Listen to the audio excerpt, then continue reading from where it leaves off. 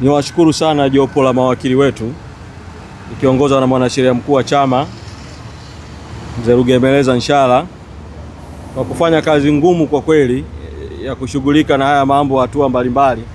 Kwa nashukuru sana mawakili. Nishukuru vile vile wajumbe wa bodi ya wadhamini kwa namna ambavyo sio tu kwa kujitokeza hapa mahakamani, walikuwepo hapa mahakamani, lakini kwa namna ambavyo wamekuwa wakishiriki kusaini na kuandaa nyaraka zinazohusiana na kesi hii. Nishukuru vile vile wanachama na wananchi ambao na vyombo vya habari ambao mmekuwa mkijitokeza mahakamani. Kwa hiyo nawashukuru sana kwa kweli kwa sababu mnafanya kazi muhimu ya kuilinda Chadema dhidi ya njama haramu za kuizuia Chadema kufanya shughuli zake, dhidi ya hujuma ya haki ya wananchi kupata chama hiki kikuu cha siasa ambacho kinawakilisha maslahi ya umma. Kwa wale wote ambao mnasaidia kesi hii kwa namna moja au nyingine, kwa niaba ya chama naomba kufikisha shukrani za kiwango cha juu sana. Sasa la pili, kumeelezwa hapa ratiba ndefu kidogo ya majibishano ya kimaandishi mpaka kufikia tarehe 5 mwezi wa 8 kurudi tena hapa mahakamani kujua hatima ya jambo hili. Sina dhamira ya kuingilia mambo ya kimahakama na utaratibu wa majibizano hayo ya maandishi, ila nataka kusema jambo moja muhimu sana. Hapa tunapotezewa muda. Napotezwa muda wa mawakili wa chama ambao wangeweza kufanya majukumu mengine ya kutetea haki katika nchi yetu. Unapotezwa muda wa bodi ya wadhamini, muda wa katibu mkuu,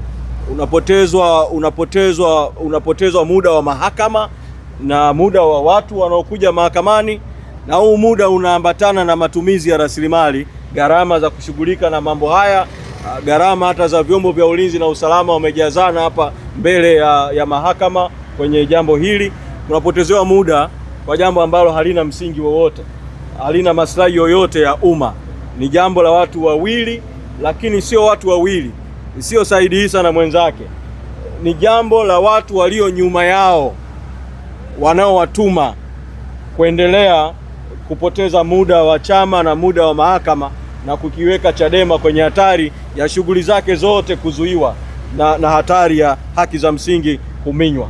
Sasa mimi sauti yangu leo nataka nizungumze na wale wanaomtuma Said Issa Mohamed, wale waliomfanya akaingiza kesi mahakamani mara ya kwanza, chama kikazuiwa kwa siku 309, na waliomtuma kuirudisha tena kesi safari hii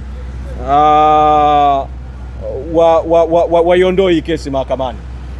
Wamwelekeze Said Issa Mohamed na mwenzake waiondoe hii kesi mahakamani, kwa sababu kadiri hii kesi inavyoendelea kuwepo mahakamani, sisi mahakamani mawakili watashughulika na Said Issa na mwenzake mahakamani kwa njia za kimahakama. Sisi tutaendelea kutumia njia za kisiasa. Hii kesi ifutwe mahakamani. Hii kesi haina maslahi yoyote kwao, wala haina maslahi kwa nchi, wala haiwasaidii katika kuidhibiti Chadema. Sisi pamoja na kupotezewa muda mahakamani, tutaendelea na mapambano ya kisiasa na njia mbalimbali za kudai haki. Wanahabari tutawaita makao makuu ya chama kuwaeleza juu ya maamuzi ambayo kamati kuu ya chama imeyafanya Kigoma, maamuzi ambayo yataendelea kufungua ukurasa mwingine wa mapambano ambayo Chadema itaendelea kuendesha katika nchi hii, pamoja na mazuio mbalimbali, pamoja na hizi njia zote haramu. Kwangu mimi rai hii ni kesi hii ifutwe, na nitoe mwito wa wazi kwa idara ya usalama wa taifa, kwa sababu wana wajibu wa kushauri nchi katika masuala yanayohusu usalama wa nchi na yanahusu maslahi ya nchi. Najua wako karibu na korido za hao waliohusika kuifanya hii kesi ifunguliwe mahakamani. Wafikishe ushauri kwao kwamba hii kesi haisaidii nchi wala haiwasaidii hao wanaomtumia Said Issa kwenye hii kesi. Na niseme jambo vile vile kwamba Said Issa Mohamed sio mwanachama tena wa Chadema. Alishafukuzwa uwanachama na kanda ya Pemba, na kama hajaridhika na uamuzi huo wa kufukuza uwanachama na wenzake huko Pemba, alipaswa afuate utaratibu wa kikatiba wa katiba ya Chadema kukata rufaa. Lakini ukitaka kuona huu mnyororo wa hujuma Said Issa Mohamed ambaye anapaswa kutetea haki yake ya wanachama kwa misingi ya katiba ya Chadema, Said Issa Mohamed amekwenda kwa msajili wa vyama vya siasa, ili msajili wa vyama vya siasa atafute namna ya kumpa uhalali aendelee kuitwa mwanachama wa Chadema ili aendelee na haya anayoendelea mahakamani. Msajili ameandika barua kwa katibu mkuu wa chama akitaka chama kitoe maelezo kuhusu hili jambo la Said Issa na kwamba msajili atachukua hatua.